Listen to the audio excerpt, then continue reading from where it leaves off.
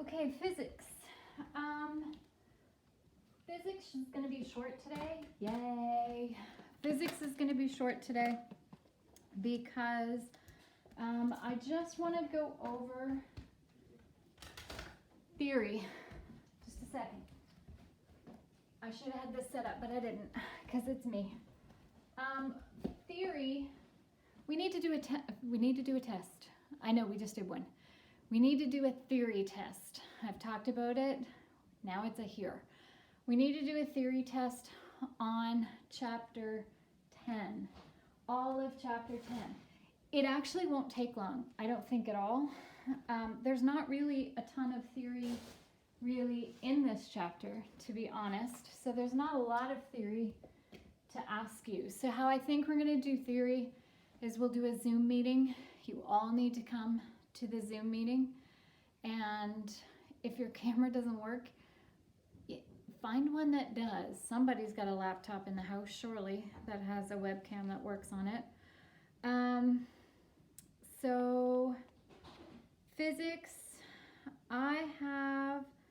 let's do a test on, I'm gonna say Friday.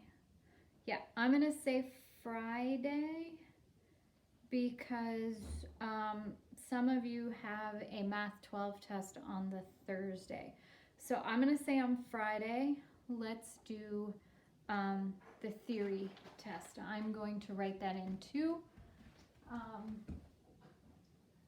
So on Friday, theory test for chapter 10, all right? Because we need to get that done. So again, how we'll do that is we'll do it through a Zoom meeting. I will upload it at 11 o'clock, but this way I can technically say I saw you write the test and I didn't see you flipping through pages or anything. So we're gonna do a theory test on chapter 10 on Friday, 11 o'clock.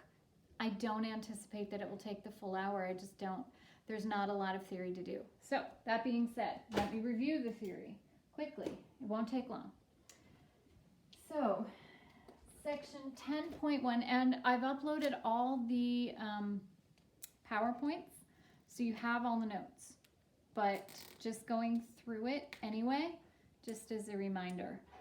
So in section 10.1, we talked about breaking things up into their components and being able to come up with a direction based on where your components were. And some of you, if you got something wrong on your test or your assignment, a lot of you, that's kind of where it was figuring that out. So on a theory test, I could say, put a vector in the appropriate place. And if I said your x component was positive, but your y component was negative, well, if your x component is positive, it has to go that way. If your y component is negative, it has to go that way. So what I would be expecting is you would just put a line in that quadrant.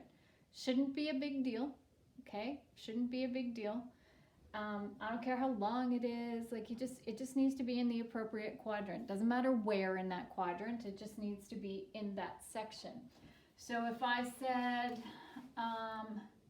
your x component was negative and your y component was 0, well then it would be right on this line, right? Because that's the negative x and your y would be 0 there. So I would be looking for it there.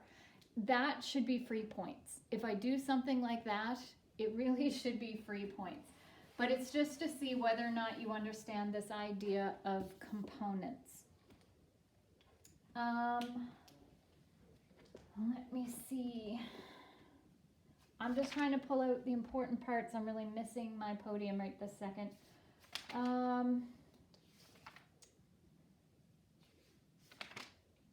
We talked about, what else did we talk about in this? Because a lot of that, I think the rest of that section was really just math. So in section 10.2, we talked about multiple masses. So this is where we talked about ropes and cables. So there's some definitions in here. The idea of the definition of what tension is. Tension is the magnitude of the force exerted on and by a cable, rope, or string. That's what I'd be looking for. That's exactly what it says in the notes that I sent you. And then there were three conditions, three assumptions that we make when dealing with ropes and pulleys in order to make the math a little bit easier. One was the mass of the rope or cable is so much smaller than the mass of the load that we don't count the mass of the rope or cable. The tension is the same at every point along the rope or cable, and if a rope or cable goes through a pulley, the pulley is assumed to be frictionless, and you don't count the mass of the pulley either. And so those were the things that we talked about. We talked about the idea of a counterweight. What is a counterweight? Again, the definition is there in your notes. It's just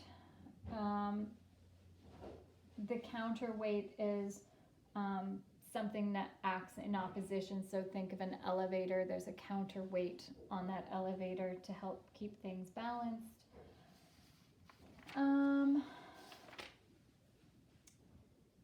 We talked about the idea of a system. Since the connecting of a cable or a rope changes only the direction of the forces and it has no effect on the magnitude of forces, we assign the direction as being positive, one end as being positive and one end as being negative. Remember, we did that with the Atwood machines. So with an Atwood machine, you have a mass and you have another mass, and you assign one end to be negative and one end to be positive. So we talk about the idea of what is a system, and within that system, what is an internal force and what is an external force. And so an internal force is just a force exerted on an object within the system, on another object within the system. An external force is a force that exerts a force on an object in the system, but it's coming from outside the system. Again, there are definitions in your PowerPoints. Look for those. They're in the chapter 10 section. I have everything sectioned off into chapters so that you can go back and look there. And I have most things labeled. So you really should be looking at those. It's important that you study this. I'm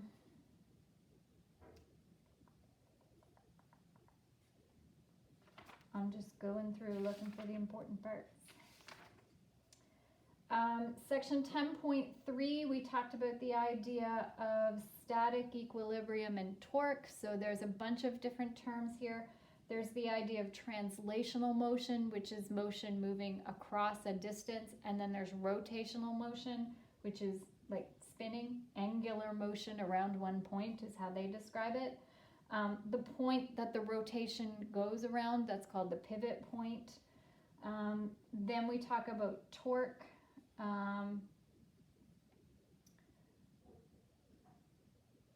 Torque causes a change in rotation or angular motion. So torque is what causes a change in angular or rotational motion.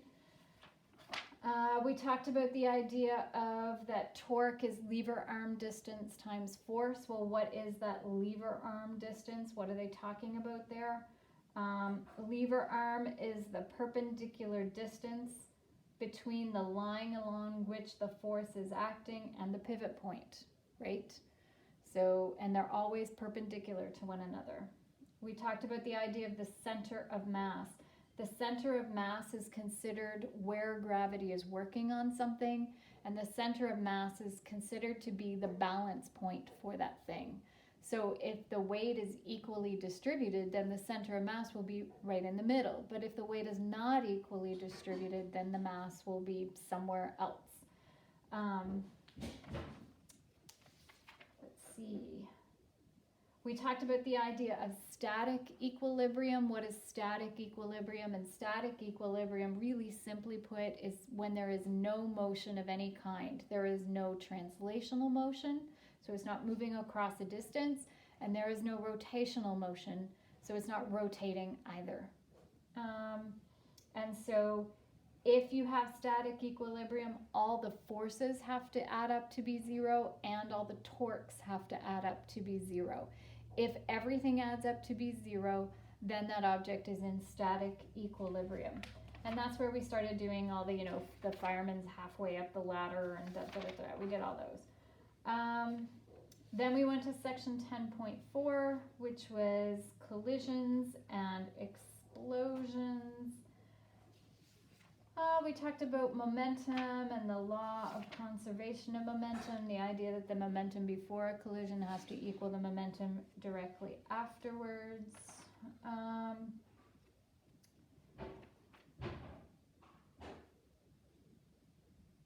Angular momentum is just when an object is moving on a curved path or rotating, it has angular momentum. We talked about explosions. Oh, we talked about elastic and inelastic collisions. And so in an elastic collision, kinetic energy is conserved. So kinetic energy is the same before and after the collision. In an inelastic collision, the kinetic energy is different before and after the collision. I think that's pretty much it. It should all be covered in the PowerPoints. And so again, on, what did I say? Oh, I forget. On Friday, we're going to do a theory test for chapter 10 at 11 o'clock. Be there. We will do a Zoom meeting. I'll send you a link, or I'll put the link in Google Hangouts or somewhere. I'll put the link somewhere. So that you can come to that Zoom meeting. Maybe I'll even put it in Google Classroom. That would probably be easiest. And then, so over the next couple of days, on Wednesday, I'll probably, maybe Wednesday or Thursday, I'll give you a study day. And then on one of those days, we will start into chapter 11, which is on projectile motion. So just a heads up, for projectile motion, you're going to need some of those formulas that for displacement and stuff that we learned way back when. So if you have your formula sheets, you're going to be needing to get those out. So that's what this week is going to look like. Test on Friday. I just did the review today on Thursday. I'll either give you Wednesday or Thursday as kind of a study day if you want, and I will start into the next chapter on one of those other days, and then we'll have the test on Friday. All right, and I think that's it. See you later.